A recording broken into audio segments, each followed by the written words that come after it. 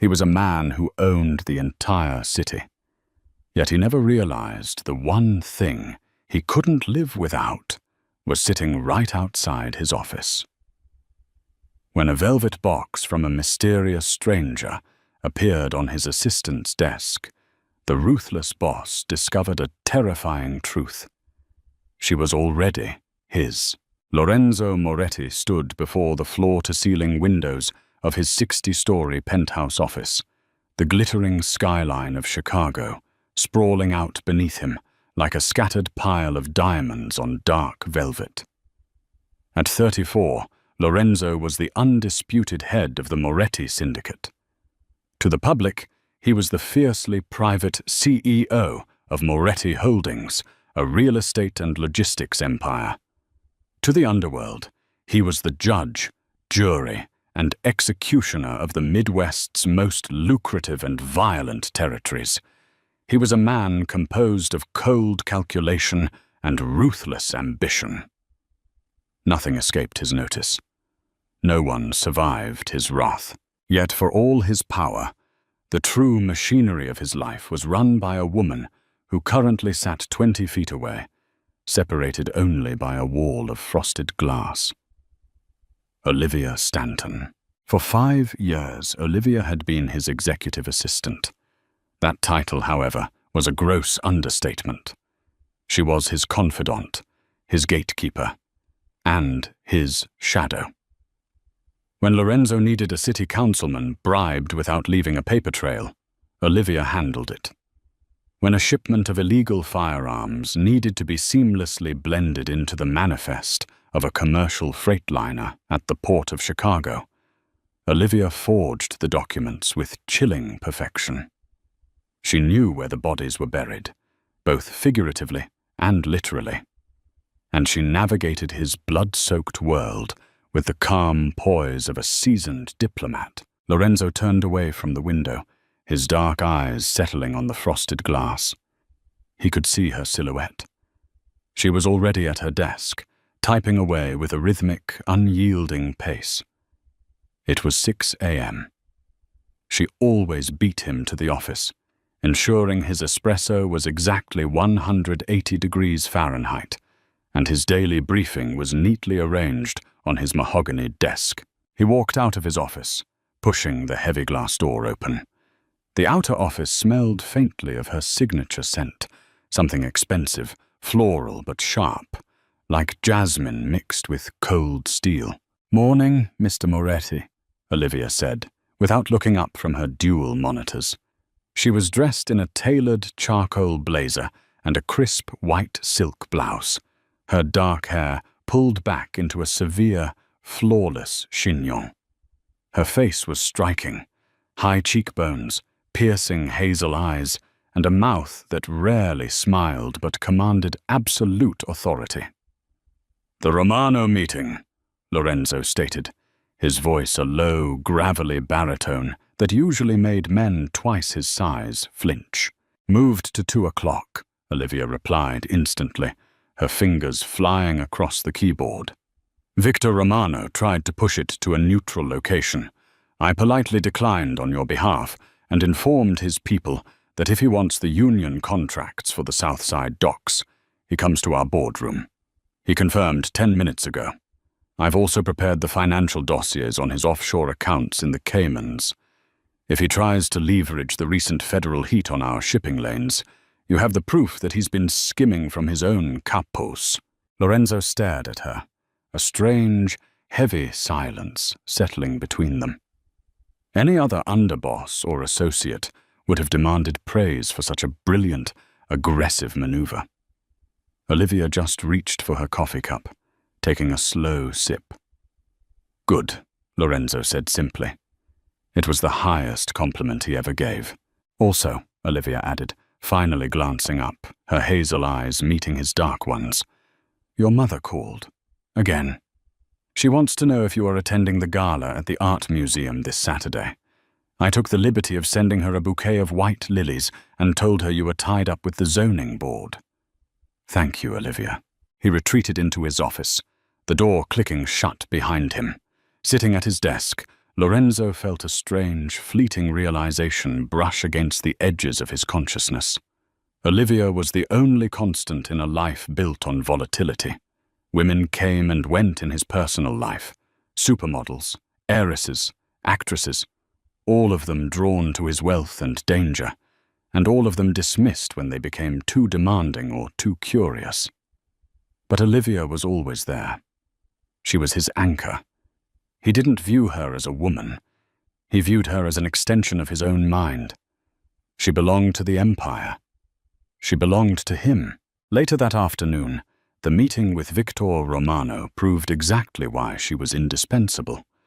Victor, an aging mob boss with a penchant for flashy suits and unchecked arrogance, sat across from Lorenzo in the dimly lit boardroom. 4 of Victor's armed guards stood by the door, glaring at Lorenzo's men. "You're squeezing me, Lorenzo," Victor sneered, leaning forward. "My family has controlled the South Side transit lines for 3 generations. You think you can just buy the union reps and shut me out?" Lorenzo remained perfectly still, his hands steepled in front of him. Before he could speak, the boardroom door opened quietly. Olivia walked in, her heels clicking softly against the marble floor. She didn't look at Victor or his heavily armed thugs. She walked directly to Lorenzo, holding a sleek black tablet. She leaned down, her shoulder brushing lightly against Lorenzo's. The faint scent of jasmine washed over him. "The wire transfers from Victor's shell company in Panama," she murmured, her voice barely above a whisper, yet loud enough for Victor to strain to hear. $3 million, siphoned directly from his underboss's pension fund. She placed the tablet in front of Lorenzo, pressed a single button, and the screen illuminated with irrefutable, damning evidence. Lorenzo slid his eyes to Victor, watching the older man's face drain of color. "It seems, Victor," Lorenzo said smoothly, "that you have bigger problems within your own family than a few transit lines." Victor swallowed hard, his bravado shattering. He knew that if this information leaked to his crew, he would be dead before midnight. "What do you want, Moretti?" "Everything," Lorenzo said. As Victor hurriedly signed over the territorial rights, Lorenzo watched Olivia stand quietly in the corner, her expression perfectly blank. A sudden violent surge of possessiveness hit him. She was brilliant. She was lethal. And she was his. Or so he thought. It was a Tuesday morning, exactly 1 week after the Romano deal, when the invisible foundation of Lorenzo's world cracked. Lorenzo had arrived at the penthouse unusually early, 5:30 a.m. He had spent the night restless, plagued by a vague, unidentifiable irritation. When he stepped off the private elevator, he expected to see the soft glow of Olivia's monitors and smell the rich aroma of his espresso. Instead, the outer office was dark. Lorenzo frowned, checking his Rolex. It was 5:35 a.m. In 5 years, Olivia had never been late. Not once. Not even when Chicago was buried under 2 feet of snow. He walked over to her pristine desk, intending to check her day planner to see if she had an off-site meeting he had forgotten about. But as he reached for the leather-bound book, his hand froze. Sitting dead center on her desk was a small, square box made of midnight blue velvet. Lorenzo stared at it. It was clearly a jeweler's box, the kind that held something highly expensive and deeply personal. Beside it rested a thick, cream-colored envelope of premium cardstock. Without hesitation, and driven by an instinct he didn't care to examine, Lorenzo picked up the envelope. It wasn't sealed. He pulled out the card. The handwriting was masculine, sharp, and confident. "For tonight, beautiful. Wear it for me. Damien." Lorenzo stopped breathing. The air in the room suddenly felt dangerously thin. "Beautiful. Wear it for me. Damien." Who the hell was Damien? Lorenzo opened the velvet box. Inside, resting on white silk, was a breathtaking diamond tennis bracelet. It wasn't a cheap, generic gift. It was custom work, easily worth $50,000. It was the kind of gift a man gave a woman when he had already staked a claim on her.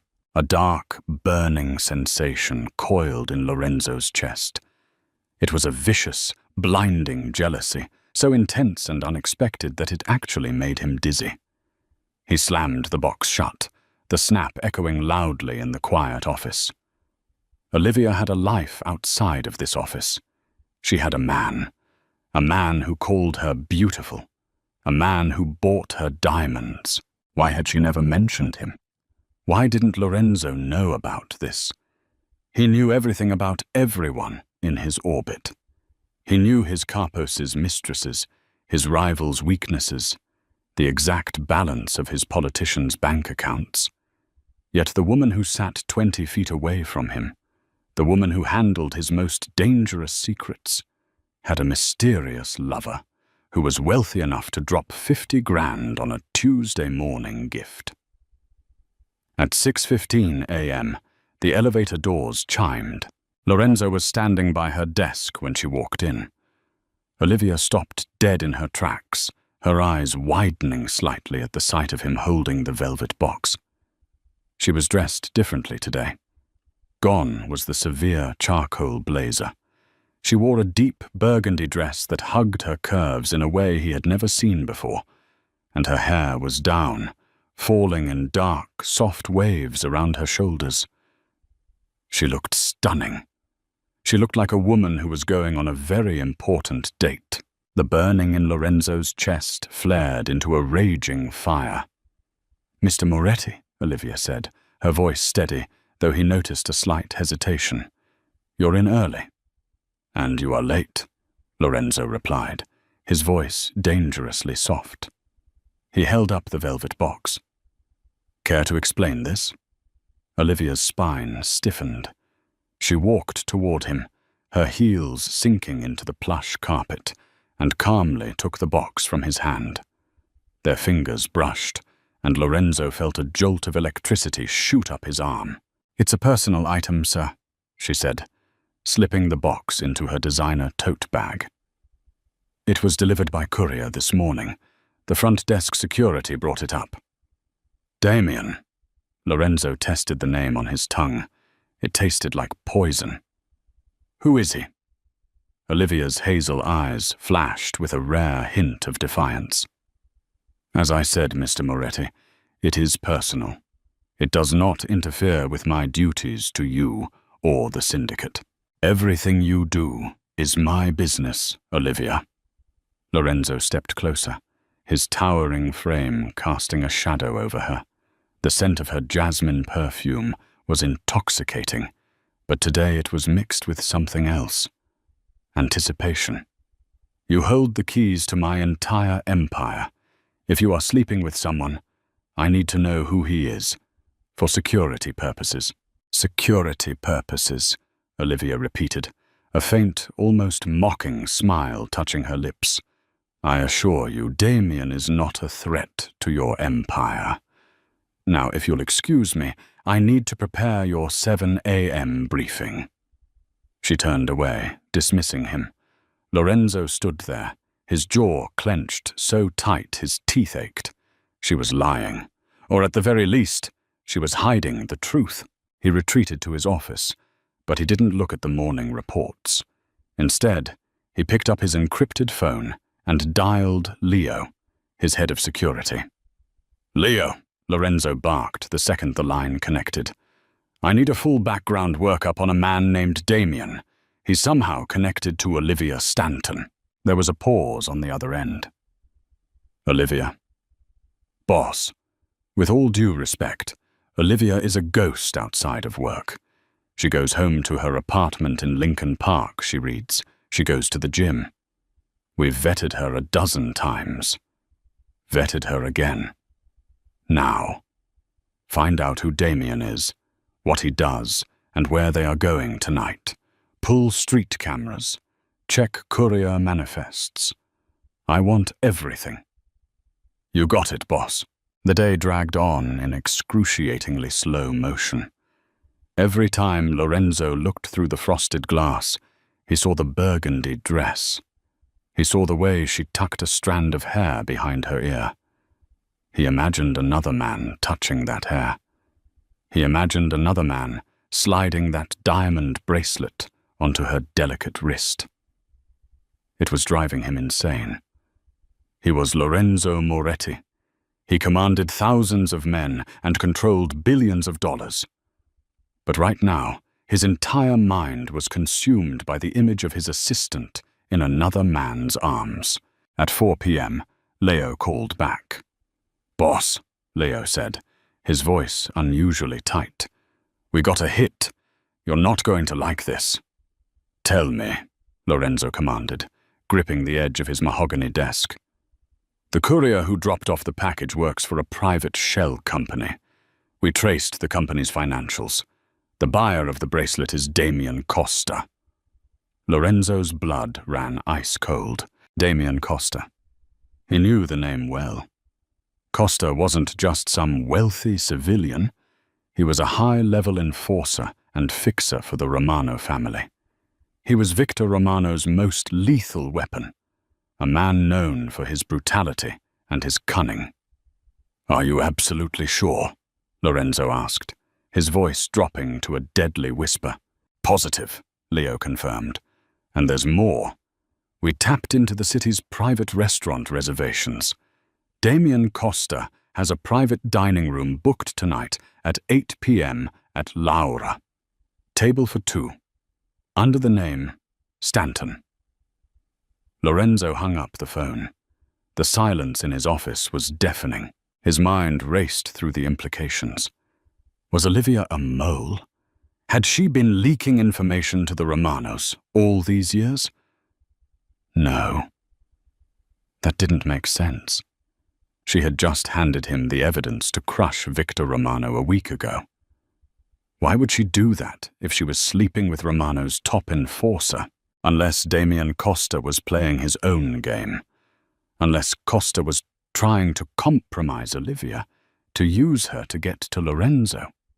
Or worse, maybe Costa was trying to recruit her, to steal her away from the Moretti syndicate. Lorenzo looked through the glass. Olivia was packing up her bag. She was leaving early. She was leaving to go meet a man who was Lorenzo's sworn enemy. A dark, terrifying possessiveness clawed its way out of Lorenzo's soul, eclipsing any rational thought of business or syndicate politics.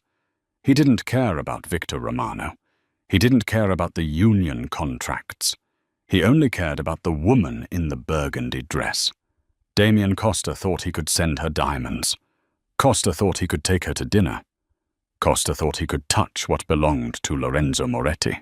Lorenzo stood up, pulling his custom Brioni suit jacket over his broad shoulders, checking the weight of the Glock 19 holstered at his hip.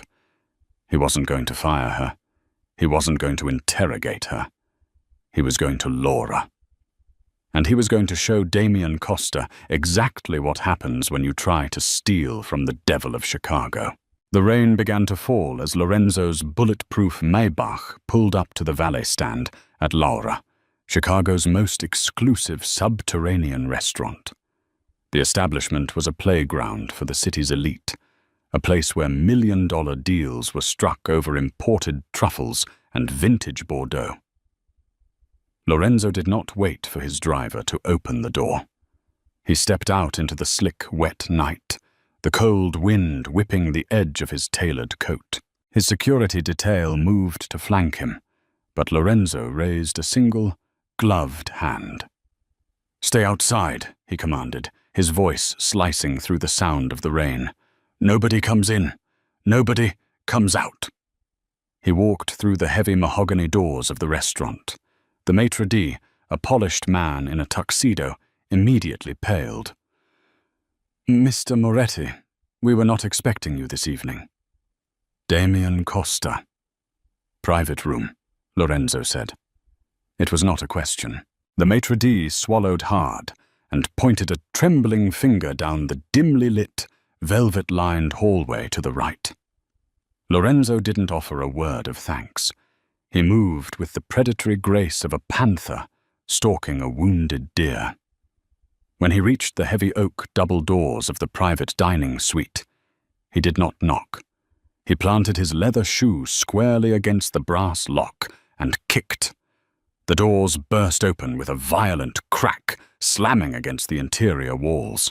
Inside, the scene was not at all what his tortured mind had spent the last 3 hours agonizing over.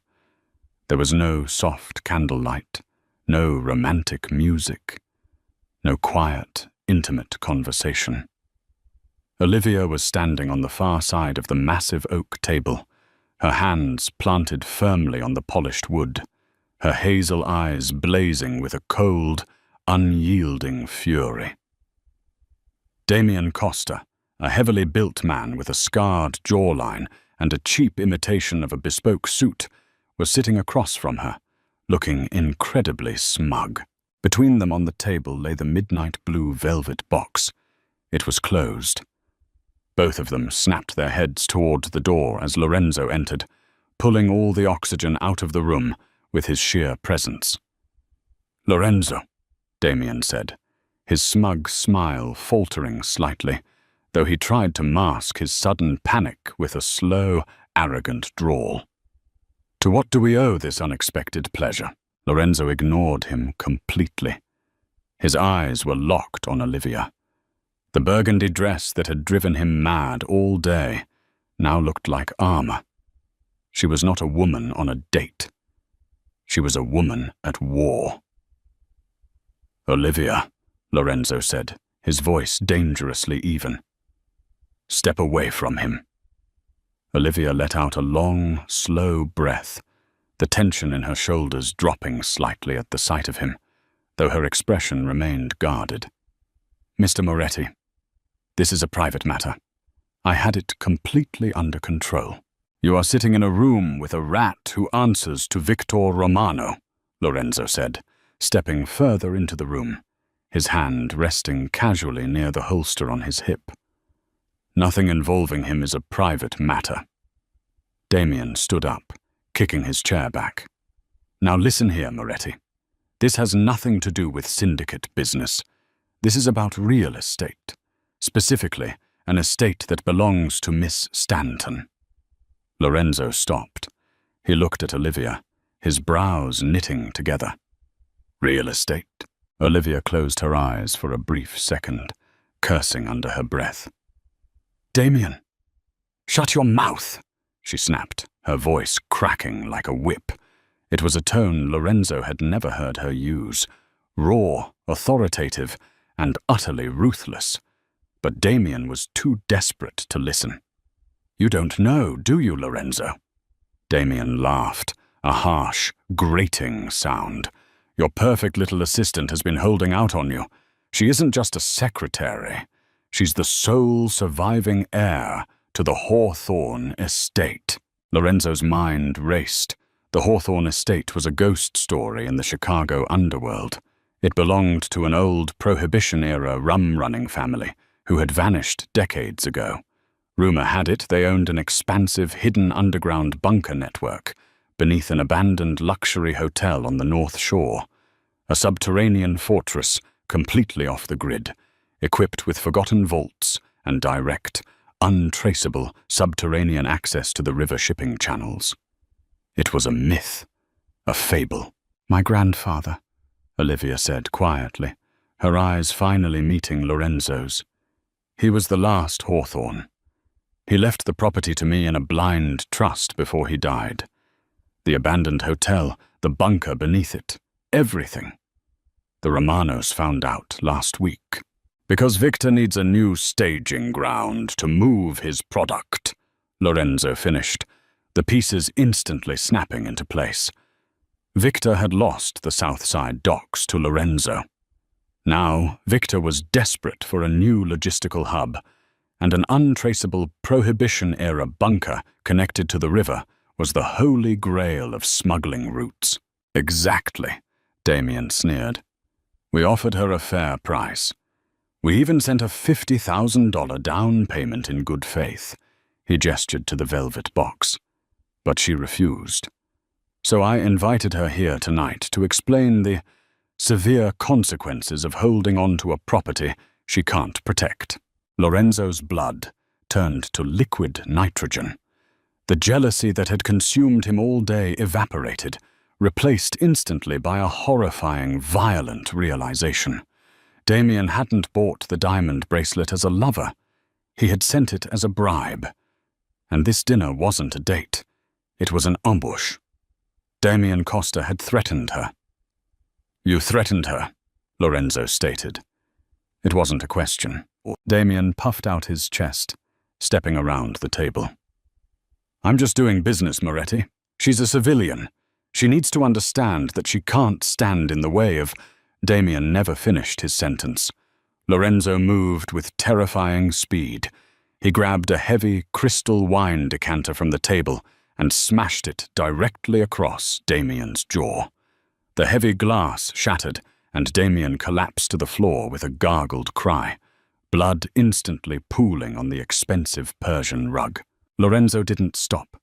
He dragged Damien up by the lapels of his cheap suit, slamming him brutally against the oak-paneled wall. He drew his Glock 19, pressing the cold steel barrel directly under Damien's chin. Listen to me very carefully, Costa, Lorenzo whispered, his voice a demonic hiss. Olivia Stanton is not a civilian. She is not a target. She is mine. If you, Victor Romano, or any of your miserable associates even look in her direction again, I will bury you in that hawthorn bunker and seal the doors with concrete. Do you understand? Damien, trembling violently and choking on his own blood, nodded frantically. Lorenzo dropped him in a heap on the floor. He didn't spare the enforcer another glance. He turned to Olivia, extended his hand, and said, We are leaving. Olivia picked up her clutch, pointedly ignoring the velvet box, and placed her hand in his. The ride back to the penthouse was wrapped in a heavy, suffocating silence. The rain drummed relentlessly against the roof of the Maybach. Olivia sat completely stiff, staring out the tinted window at the blurred city lights. Lorenzo sat beside her, the lingering adrenaline pumping through his veins, making his hands shake imperceptibly. Why didn't you tell me? Lorenzo finally asked, his voice rough. Olivia didn't turn her head. Because it was my burden, Lorenzo. The Hawthorne bunker is a massive liability. It's full of rotting infrastructure, forgotten vaults, and historical secrets. When my grandfather passed, I spent years hiding the paper trail so the syndicate wouldn't find it and use it as a war zone. When the Romanos discovered the deed transfer last week, I thought I could handle Damien Costa myself. I forge federal documents and manipulate corrupt politicians before breakfast. I thought I could intimidate a low-level enforcer without dragging you into my family's mess. Your mess is my mess, Lorenzo growled, sliding across the leather seat to close the distance between them. Olivia finally turned to look at him, her hazel eyes searching his face. I am your assistant, Lorenzo. My job is to protect your empire. I didn't want to bring a war to your doorstep. You are the empire, Lorenzo said, the truth of the statement hitting him with staggering force. He reached up, his large, rough hand gently cupping her jaw. She gasped softly at the contact. For 5 years they had existed in a dance of professional boundaries. 5 years of cold efficiency, sharp nods, and brief, accidental touches over a mahogany desk. But tonight, the glass wall between them had shattered. When I saw that velvet box on your desk this morning, Lorenzo confessed, his thumb tracing the soft line of her cheekbone, I nearly burned this entire city to the ground. I thought another man was touching you. I thought another man was looking at you the way I have wanted to look at you for 5 years. Olivia's breath hitched. Lorenzo, I don't care about the Hawthorne estate, he interrupted, his dark eyes burning into hers. "I don't care about the bunker, or the historical value, or the river access. Keep it, sell it, burn it down. I don't care. The only thing I care about is you. You are not going back to that desk on Monday. You are not my assistant anymore." Panic flared in her eyes. "You're firing me?" Lorenzo let out a dark, breathless chuckle, leaning in until his lips were mere inches from hers. "I am promoting you. You sit beside me, Olivia, not outside my door. You rule this family with me as my partner, as my queen." Olivia stared at him, the walls she had carefully constructed around her heart finally crumbling. She saw the absolute, terrifying sincerity in the eyes of the devil of Chicago. He was a ruthless, violent man, but in this moment, he belonged entirely to her. "The Romanos will retaliate," she whispered, a fierce, brilliant light returning to her eyes. "Victor will not let the assault on Damien go unpunished, and he still wants the bunker." "Let him come," Lorenzo murmured, closing the final distance and capturing her lips in a bruising, possessive kiss. It tasted of rain, adrenaline, and undeniable power. When he finally pulled back, he smiled. A dangerous, lethal expression that promised absolute destruction to their enemies. "We have a hidden fortress to defend, don't we?" From that night forward, Olivia never sat at the assistant's desk again. She took her rightful place in the boardroom, her brilliant, calculating mind merging with Lorenzo's ruthless power. The Romano family was dismantled within 6 months, and the Hawthorne bunker was never breached. Lorenzo Moretti had always owned the city, but it was only when he secured the woman who held the keys to his empire and his heart that his reign truly began. Wow, what an intense and thrilling ride. Lorenzo completely destroyed Damien and proved that absolutely no one messes with Olivia, and that shocking twist about the hidden Hawthorne bunker, it changes everything. If you loved this dramatic mafia romance and want to hear more thrilling stories filled with secrets, power, and romance, make sure to hit that like button, share this video with your friends, and subscribe to the channel. Leave a comment below telling me what your favorite moment was, and I'll see you in the next story.